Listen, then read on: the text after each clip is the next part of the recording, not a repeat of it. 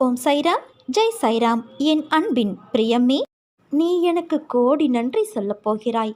ஏனென்றால் என்னை பார்த்த இந்த நொடி முதல் திடீரென நல்ல நல்ல மாற்றங்கள் எல்லாம் உன் வாழ்வில் வரப்போகிறது. உனக்கான வாழ்வில் நடக்கும் விஷயங்கள் எல்லாம் ஏற்கனவே தீர்மானிக்கப்பட்டது. எல்லோருக்கும் இன்பமாகவும் அமைவதில்லை, துன்பமாகவும் அமைவது இல்லை. சமமான அளவிலேயே உன் வாழ்வில் எல்லாம் இடம்பெற செய்கின்றது.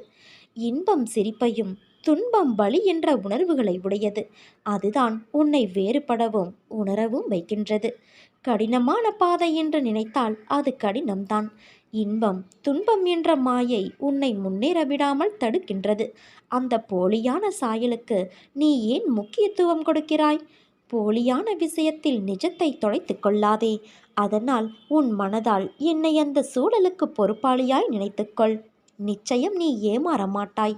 உனக்கானது நிச்சயம் உன்னை வந்து சேரும். என் குழந்தையே, பயப்படாதே. என்னை நீ மறக்கவில்லை, என்னை உன்னால் மறக்க முடியாது. ஏனென்றால் என் பிள்ளையே, நீதானே என் தங்கமே. நாம் என்றால் நானும் என் பிள்ளை என்று கூறக்கூட நாம் இருவரும் தனித்து இருப்பது இல்லை.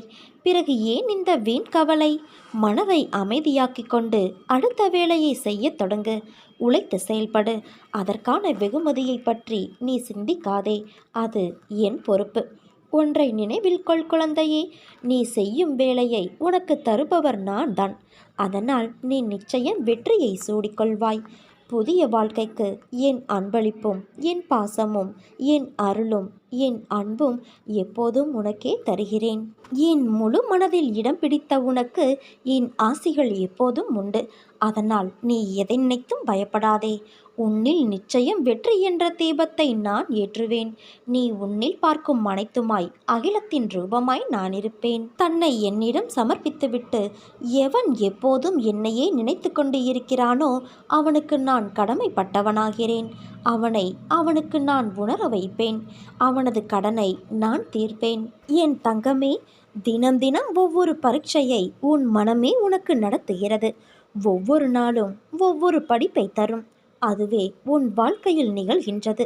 நீ தாண்டி கடந்து வந்த நிமிடங்கள் உன் மனதின் பக்குவத்தையும் உயர்வான பாதையையும் காண்பிக்கின்றது. ஒரு முறை 2 முறை வீழலாம். ஆனால் எழுந்து நின்றுவிட்டால் உன்னை வீழ்த்த வரும் எந்த ஒரு எதிர்மறையும் உனக்கு நேர்மறையாய் அமையும். கீழே விழுவதை பற்றி கவலை கொள்ளாதே. தோள் தாங்கி கொடுத்து உன் தந்தை நான் அரவணைப்பேன். 100 முறை உடைந்து போனாலும் 1000 முறை உன்னை உருவெடுக்க செய்வேன். அதற்கான வலிமையையும் நம்பிக்கையையும் நான் உனக்கு தருவேன். என் குழந்தையே, கஷ்டங்களை வெளிப்படையாக என்னிடம் சொன்னாலே ஒரு நிம்மதி பிறக்கும். கண்ட இடத்தில் சொன்னால் உனக்கு எப்பொழுதும் தீர்வு கிடைக்காது. பகவானிடம் சொல்லி முறையிட்டு கொள்வதே முறையான செய்முறை. உன் கோரிக்கைகள் எதுவானாலும் அதை என்னிடம் மட்டும் சொல். அடுத்தவரிடம் சொல்லி ஆறுதலை தேட நினைக்காதே.